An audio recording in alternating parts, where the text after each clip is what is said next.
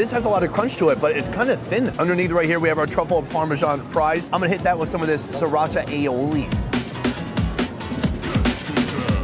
It's like chili sauce and mayonnaise mixed together, but more fancy because, you know, Gordon Ramsay made it. What I'm curious about is how often does that man come here and quality check everything to make sure people are getting the proper experience? Gordon Ramsay has 58 restaurants, so that means he could really only spend 1 week a year at each one, but you know he's not even doing that because he's spending most of his time doing TV shows. Let's move on to our next course right here, the lobster and shrimp. That's a shrimp right there. It looks like a nice sized shrimpy. I'm just gonna try the shrimp alone with no sauces.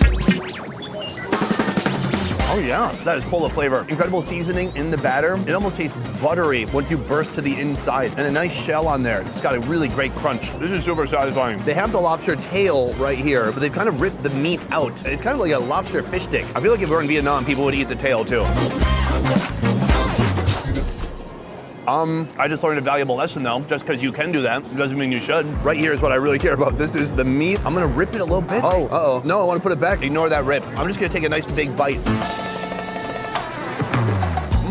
Here it's absolutely all about the batter, and I feel like each one has a little bit different batter and certainly different seasonings. This is the best. Overall, delicious. Do I have the same standards as Gordon Ramsay? No, they're even lower. They're much lower.